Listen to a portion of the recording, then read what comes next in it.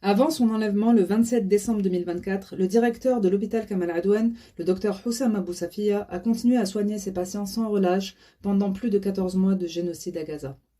Peut-être l'avez-vous découvert le jour de son enlèvement, mais savez-vous comment le docteur, ses équipes et ses patients ont traversé les 3 derniers mois avant la destruction totale de l'hôpital Kamal Adwan? J'avais suivi cela de près et je vais vous en faire le récit. Le siège de l'hôpital Kamal Adwan s'est inscrit dans l'annihilation du nord de la bande de Gaza. L'opération a été baptisée par un général israélien le plan famine et extermination. 8 octobre 2024. Grande inquiétude dans le nord de Gaza. L'armée israélienne donne jusqu'à demain à la direction de l'hôpital Kamal Adwan pour évacuer l'hôpital.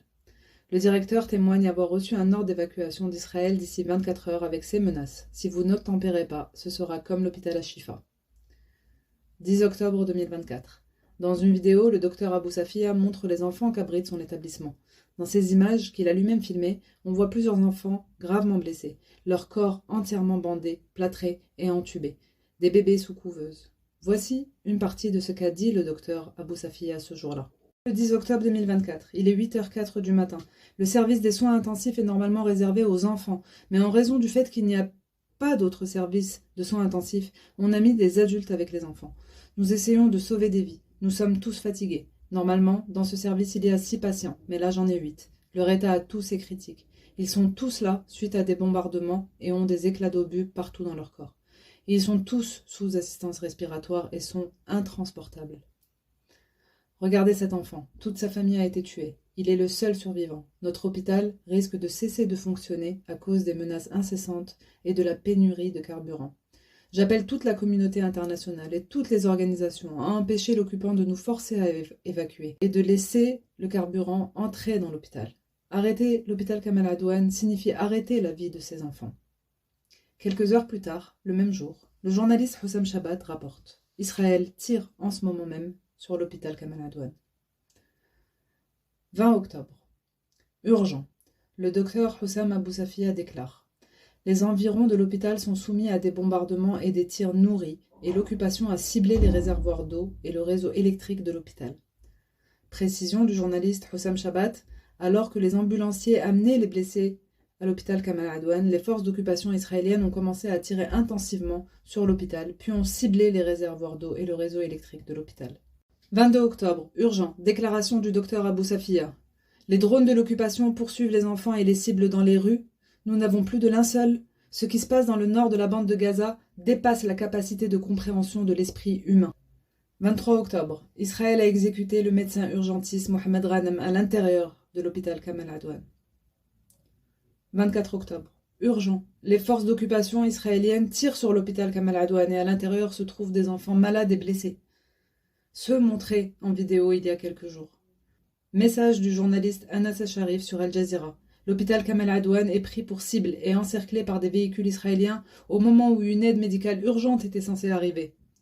Les enfants et les malades vivent dans la terreur et les blessés meurent toutes les heures. 25 octobre, ministère palestinien de la Santé. Nous appelons les peuples libres du monde à tout mettre en œuvre pour sauver ce qui peut l'être à l'hôpital Kamal Adwan.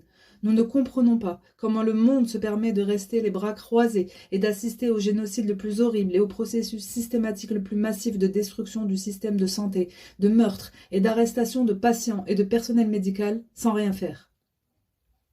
Même jour, j'ai écrit sur mon compte Twitter. Les images qu'on reçoit de Gaza ce matin sont épouvantables. Des familles entières, en majorité des enfants, sont décimées.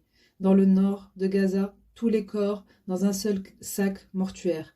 Et dans le sud, à l'est de Khan Younes, les gens ramassent des morceaux de chair dans des petits sacs, tant les corps sont réduits en bouillie. Les patients, en majorité des enfants de l'hôpital Kamal Adwan dans le nord, qui étaient sous assistance respiratoire, sont tous morts, car Israël a bombardé le moteur à oxygène de l'établissement. 26 octobre, 12h30, le journaliste Anas Sharif poste une photo. On y voit le docteur Hussam Abou Safia et 2 de ses collègues lever haut les mains devant l'armée israélienne qui encercle l'hôpital. Des scènes de chaos à l'intérieur de l'hôpital nous parviennent. 14h. Horreur sur horreur. Le docteur Hussam Abou Safia apprend la mort de son fils Ibrahim, 15 ans, qu'Israël vient d'assassiner. Il l'enterre dans la cour de l'hôpital. 4 novembre, communiqué du ministère palestinien de la Santé. Appel de détresse. peut-être le dernier. Les forces d'occupation continuent de bombarder et de détruire violemment l'hôpital Kamal Adwan dans le nord, affectant toutes les installations hospitalières. Il y a de nombreux blessés parmi le personnel médical et les patients. Le personnel médical ne peut pas se déplacer entre les services et ne peut pas sauver les collègues blessés. Il semble qu'une décision ait été prise pour exécuter tout le personnel qui aurait refusé d'évacuer l'hôpital. 5 novembre. Scène de l'hôpital Kamal Adwan aujourd'hui, filmée par le docteur Abou Safia. Les patients et les réfugiés, principalement des enfants, dévalent les escaliers, dévalent les étages au milieu des tirs de l'armée israélienne. 21 novembre. Le journaliste Anas Asharif diffuse un enregistrement d'un message que lui a laissé le docteur Abou Safia. Anas, nous sommes sur le point de mourir. Ils ont bombardé l'hôpital et le personnel médical. Anas, délivre notre message au monde. Nous sommes dans une situation catastrophique. 23 novembre, le docteur Hussam Abou Safia est blessé à la jambe par un éclat d'obus lors d'une nouvelle attaque israélienne. 3 décembre, le docteur Abou Safia déclare « Aujourd'hui, pour la 5e fois, l'hôpital Kamal Adwan a été pris pour cible de manière horrible et impitoyable. Les drones larguent des bombes remplies d'éclats qui frappent et blessent quiconque se déplace. La situation est devenue extrêmement dangereuse. L'hôpital Kamal Adwan a été soumis à une attaque barbare de drones et une fois de plus, l'occupation concentre ses attaques sur les équipes médicales. Il y a quelques instants, 3 de nos personnels médicaux ont été blessés. L'un d'eux est dans un état critique et subit une intervention chirurgicale complexe au bloc opératoire. Nous sommes épuisés par la violence et les atrocités en cours. Pourquoi sommes-nous soumis à une telle brutalité? Chaque jour, l'hôpital est systématiquement pris pour cible. 6 décembre, nouvel assaut de l'occupant israélien sur l'hôpital. Les bombardements ont tué et blessé des patients et des membres du personnel médical. Les images de l'hôpital sont atroces, des blessés et des morts transportés dans la panique et le chaos. 23 décembre, Anas Asharif rapporte « Des blessés à l'hôpital Kamal Adwan par des frappes israéliennes. Des blessés. Une phrase que tu n'entends qu'à Gaza. »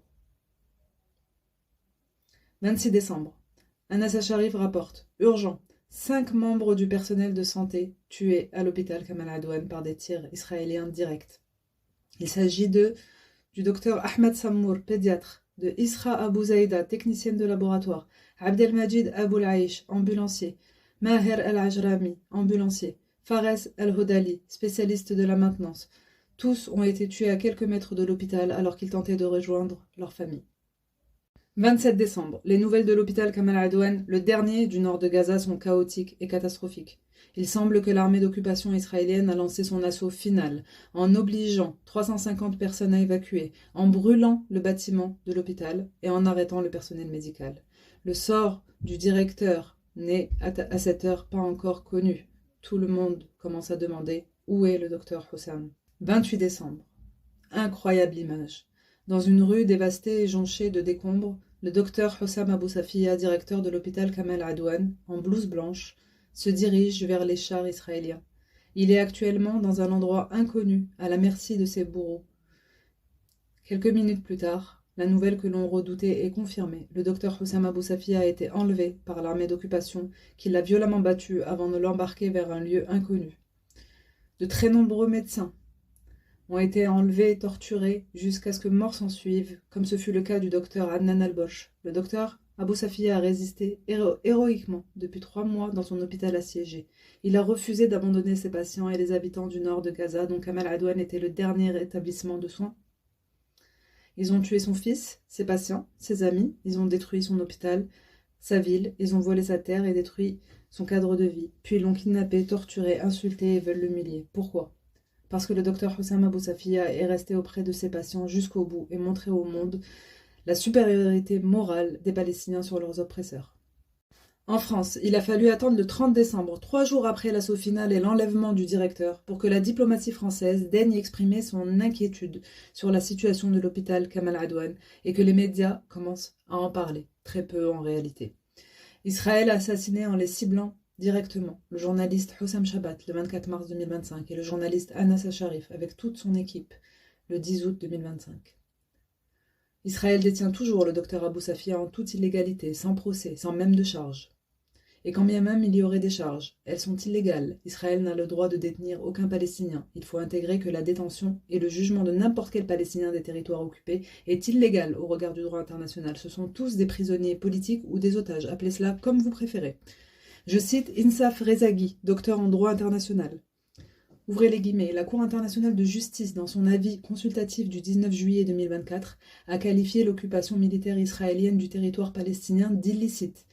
Gaza comme la Cisjordanie sont des territoires occupés. Ainsi, les ordres militaires visant à poursuivre les Palestiniens et les condamnations prononcées à leur encontre dans le cadre de tribunaux militaires sont illicites au regard du droit international. Fermez les guillemets. Merci de m'avoir écouté. J'espère que cette vidéo aura été utile. N'hésitez pas à la partager. Merci beaucoup.